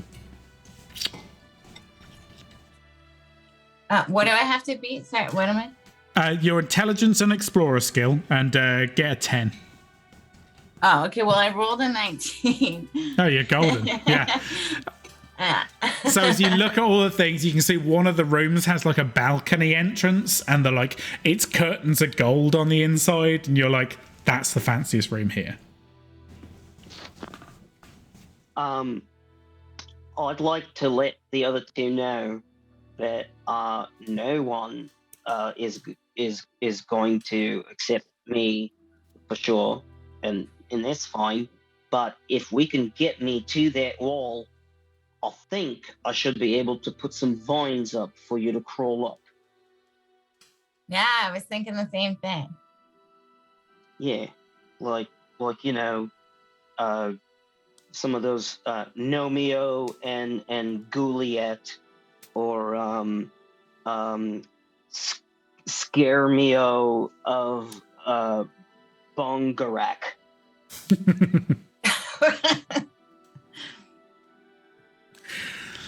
Brody, you going along with this, or you have something you want to add to it? Yeah, let's see. Well, because he did the cherry thing, you know, I just stole their uniform and tried to like put it on. It's ill-fitting, but I'm in like disguise as their insignia of the. Oh my god! Oh my god! Oh my god! Can you pick me up and make it look like you're gonna plant me in a new location? Okay, so I pick you up as if I'm like going to plant a whole tree, a whole cherry tree, as if you know. This is like wearing high vis and having a clipboard, right? Yeah. Yeah. So that's what I'm doing. Just Sure. Okay. So yeah, like dressed as a guard, carrying a tree with like what appears to be a maniac next to you. You make your way up towards the like the balcony of the posh room, and you can see that it's maybe 15 foot higher than where you are right now. And your plan was to like turn into vines to help people climb, right? What does that look like when you do that? Yeah. Well, I have to let go of all of the cherry blossoms that I've just been holding. Unfortunately, when I do let go of them, of course, it looks kind of fantastic. It's just like. Then I hug the wall, and I start thinking about my ancestors, and I think about all of the lives I haven't been able to live, because I've been stunted at my growth, and I create vines up the wall, just hugging. I'm assuming it's got to be like a stone sort of structure, so I can find little grooves and whatnot. But I'm not as good as my ancestors, so I know this is gonna strain me. I would immediately say that I would put a point of resolve into it, because I always put others first. Yeah. Okay. Yeah. I mean, like, it's a constitution to let people climb you, and to artistry because it's beautiful, and as you like lay yourself as vines across the side of the building to like make yourself fit in with what's around you. Yeah, roll those. Be a 10.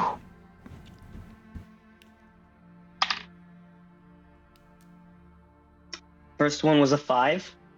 Do I wait? No, I put my resolve into it. Yeah, so with resolve it means you get advantage, so you roll twice and pick the highest. Oh, okay. I really hope the other one's higher. Ooh, it is. Hey.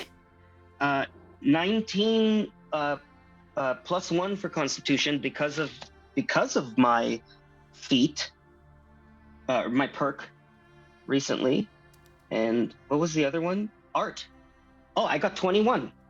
21 when you're trying for a 10. You turn into a beautiful spiraling staircase, and as you intertwine your vines with the natural vines and cherry trees around you, you feel their energy become part of you, and like while you know that because you're poisoned you can't hold it forever, for a moment cherry blossom appear on you. You're a beautiful staircase that Morgaine and Rodai are able to descend or ascend, sorry, as you make it up to the top, and then you make your way up as well to a pair of double doors that you like gently open to find a young elven man sobbing with his head in his hands. Someone, Mad Morgaine or Roddy? So at this point, I'm going to confirm with him that he is indeed the young chap that we're looking for. George Kelby was his name. Kelby? Yes. Kelby? He's like, yeah, I'm Kelby. And then we're going to say that his family is worried about him and ask if he wants to leave with us. Okay. I just offer him some mead. Have some courage. Cool. He says to you, I don't know. I want to be happy. Like I love her, but like she's a half orc and I'm an elf, and they say that we don't belong together, and I just don't know what it's like to be different. I don't know what it's like to like not fit in, and I'm worried and I'm scared.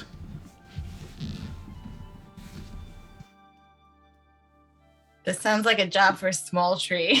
I think he's the only one of us with much empathy. Yeah, the guy looks at you and is like, oh, I'm so scared. You're like, yeah, whatever. I can tell I'm not getting paid. You want to go or you want to stay? I open my hand and I let at least one more cherry blossom fall out, and I say, you know,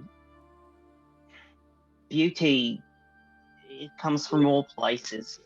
Some of us are weak, some of us are strong, but it's all about where you want to be.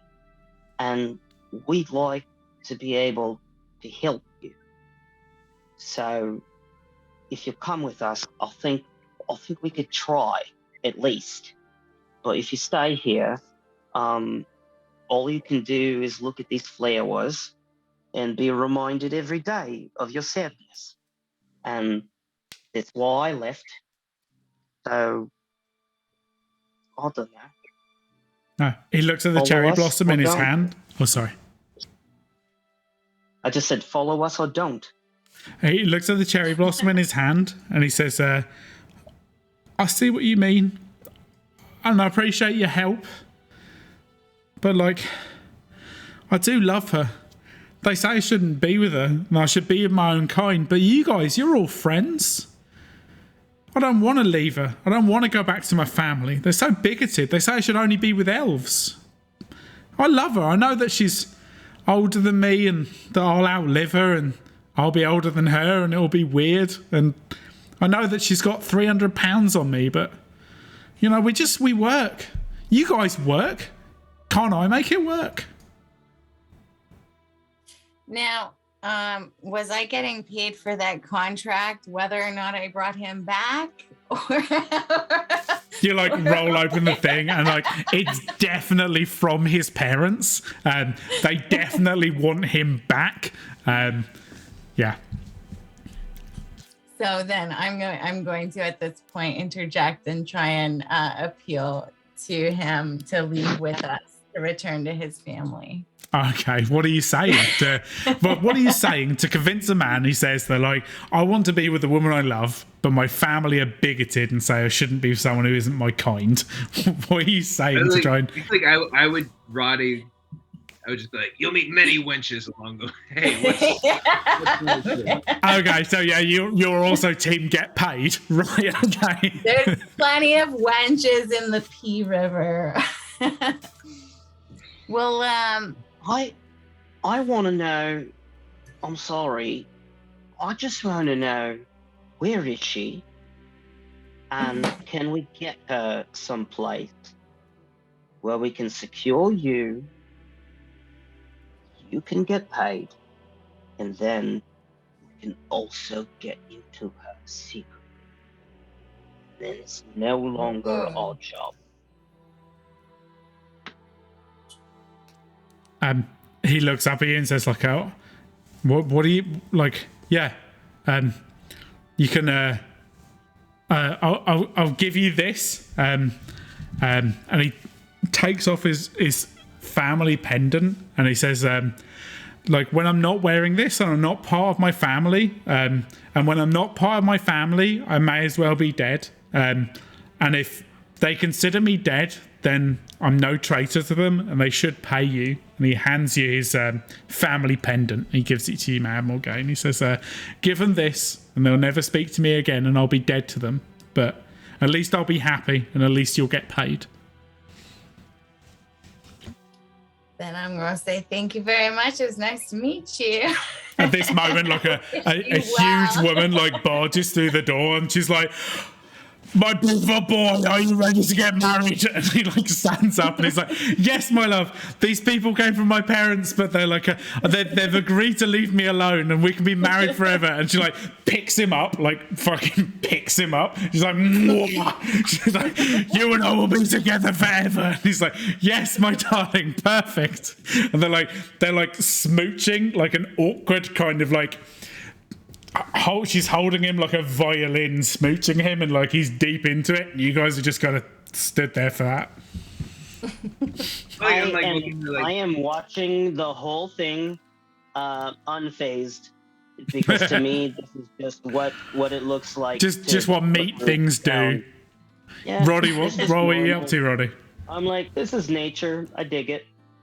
I'm just looking approving, like, be smacking my lips. I was like, now that's a lady.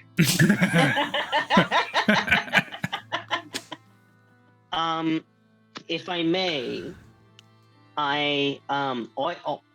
if I may, I would like to ask, would you be willing to spill just a little bit of blood on the amulet? Show us that we had to show that he was actually dead. There was blood on the amulet.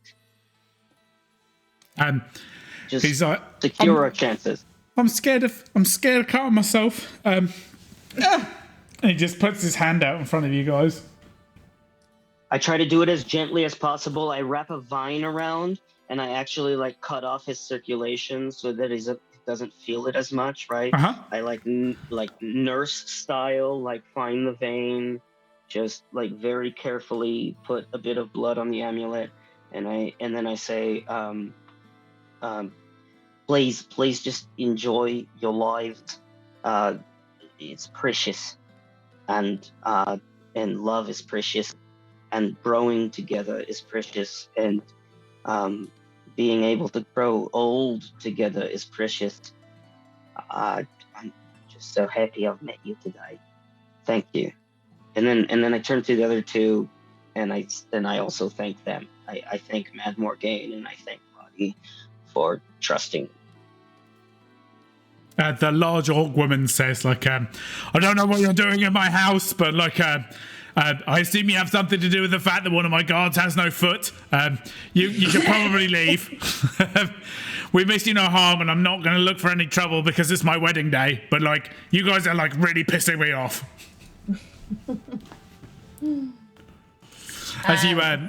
Are you planning to leave? Yeah, I want to. I mean, with that reaction, I do also want to be like, fair enough, and like maybe try to create her a beautiful wedding bouquet and be like, I'm so sorry, and like, please. Yeah, she takes it. She's like, thanks. It's beautiful. Yeah. As you guys make your way out of the place, Roddy, as you're like going past, you like grab a couple of bottles from their like service bar and throw them into your bandolier at the back there. You got your contract, and you make your way over to the elf family and you show them the amulet that you've got with the blood on it, and they say like, he's truly gone. We'll never speak of him again, and we thank you for your service. And they like pay you guys like a big fat bag of gold, or they give it to Mad Morgaine, and then you, I assume, distribute some to Roddy. Oh yeah, Roddy expects to get paid. But I can always get him drunk later and then steal it back. Take it back. Yeah. So the elves look at you and they're like, "Oh, you're a wonderful band of adventurers. What do you call yourselves?"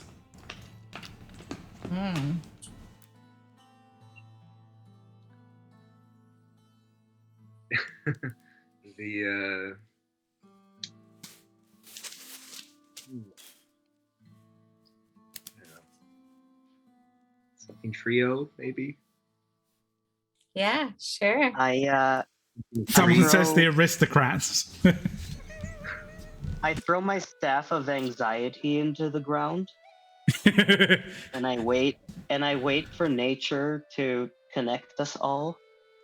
The sound of breathing into a bag. And I suggest the smashing grabs. The smash and grabs. Pound the meat on the table and declare the smash and grabs. Yeah, then you're all just like banging drinks in the middle of this elf's house, and they're like, "You can leave," and you're like, "Ah." And I'm awkwardly asking for if there's a vegan option because I'm a tree.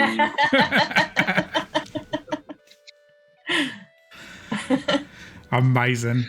All right, there you go. That's your quick quest. What do you guys? How do you guys find things? Steve. Thank you. Thanks for doing that.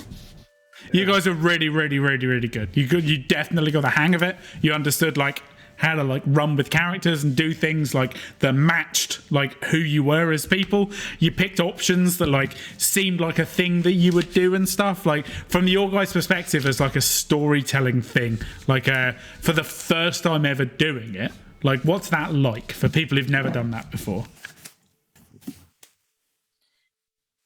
Way easier than I thought. Yeah, I think it was way more nerve-wracking leading up to it than once we were doing it, for sure. Yeah, you like It was a lot of fun. Yeah, I got messages off of some of you guys who were like, so like once we got started, like definitely like you seem to like lean into it more. I think when you're doing things as a group as well, because you're all part of the same team and the universe isn't trying to destroy you, so you can't really fail, it makes things a little bit easier as well. You got like some good storytelling opportunities and stuff there. Do you feel your characters had like opportunity for growth as well, or like if it was too short, do you think that they could have grown if it had gone longer? I would have loved for it to have gone longer, but at the same time, I feel like this was a really great little chapter, you know? And I would equate it to the nervousness of it feels the same way as like when you get up in the morning and you're like, I don't want to get into the shower. But then when you get in the shower, you don't want to leave the shower. Like, I'm currently just going like, oh, but I don't want to stop. Except that like before I was like, oh, I don't know if I have the right character or whatnot. And I don't know if I'm going to make the right choices. And like, we're getting some really nice feedback like in the chat. Someone says, Gregor says, especially doing it for the first time on a Twitch stream, everyone did fantastically. Winning by a Row says, so good. Everyone's so engaging. So like, and I definitely agree. For all you guys being brand new first time players and like without having like a veteran player who'd done this before and stuff, you all did really, really well. And like you said, I think this is a really good, like you could use, for anyone who's thinking about like using Quick Quest as like an introduction to Dungeons and Dragons, you could use Quick Quest to build up characters to do their initial stories and how they know each other, and then you could roll that into making full-on Dungeons and Dragons characters and stuff from there, because like, you've got like a good basis for everything, and you've got like if you guys started to play like a new campaign tomorrow, you have a working dynamic now, you know, like that Mad Morgane will always try and get paid without telling the tree about it, and the tree won't really care, and Roddy knows that he wants to get paid and he's always looking to just fight first and ask questions later. Like you've got that kind of like setup, and you also know what to expect from each other. So if we did this again tomorrow, all of you would know like, oh, if I do this, Small Tree's going to try this kind of bullshit, and like if I do this, Morgane's just going to stab the guy in the eye before I get an opportunity to blah blah blah. So like I think that like you like that it's good in that regard as well. It's really, really heavy on the storytelling, and you guys did so well at that. And like, I cannot express how much that is an important part of Dungeons and Dragons. Like when people talk about D&D and they're always talking about dice rolls and stuff like that, the game and the story that you guys tell, especially the fact that you built your story. When I said like, oh, someone walks in, who are they? And you told me who they were, and like you said like oh, you know, I want to be out in the forest and come to town for the first time. Like I've never met these people before and stuff. You built that story. I run a bar, or like I've got a nephew and things like that. Like this builds a story, and like it meant that like the universe can concentrate on the main plot that's important, and you build the character and the richness around it. So like I'm thinking about like there's a bar fight to get you into it, and then there's like rescue a groom from a possibly dangerous wedding is the two things that I had to think about, and you guys did all the work for me for like the environment, how people are, like what's going on, etc. Like and like that I think makes it like, I hope it makes it fun for you guys, but it makes it like for running a game point of view much easier as well. So like as players, 10 out of 10. I absolutely loved you guys. You're always welcome back. We have a... if we got 10 out of 10, we have to give Small Tree like 20 out of 10, because that was next level. It was really, really good. Sorry. So good. Sorry, We really enjoyed Nate, it. but we have to bow down. No, I was just playing my sad character, you know? I decided what he was, and I just followed it. But that's the thing, is you both did the exact same. You were like, this is my character. This is what I would do. Yeah, But he you- had a much I'm he had a much dumber character. he had like a lot of diversity to it, but like it was fucking stupid. So, like, but that made it really entertaining. You know, you guys had like more down to earth, like I'm a rogue, I'll stab people. Like that's expected. We're used to seeing it. He had like picked something much dumber, but the actions he was picking weren't any more like diverse than anything you guys were doing. It just fitted who like the nonsense that he designed. Winnebar Rose says you were all amazing. You played so well together. No one looked even remotely nervous, and confidence level 20. So by appearing on Hot Dice Nerds, this will be available on Twitch for the next 2 weeks. People will be able to watch that again to catch up on it. Then it will get turned into a podcast, and people will be able to listen to that forever. All 3 of you will be added to the Hot Dice Nerds Twitter chat, where you'll be able to see about upcoming games, so that you want to play them, get involved in stuff, or just generally watch us share ridiculous memes. Thank you so much for playing. I hope you guys have had a great time. I'm gonna end the Twitch stream now for all the people who've been watching us, and everyone in the chat, thank you so much for like talking, giving us ideas, giving us feedback, saying some like truly ridiculous things in that chat. It's worth back scrolling through if you guys, because you guys couldn't see it. I recommend checking the chat. It's very entertaining stuff that we were getting in there. Thank you so much for watching. I'm going to end the stream now, and like us guys can like chat for a minute, but like hotdicenerds.com, twitter.com/hotdicenerds, Instagram/hotdicenerds, Hot Dice Nerds. Thank you so much, everyone. All right, here ends the Twitch stream. And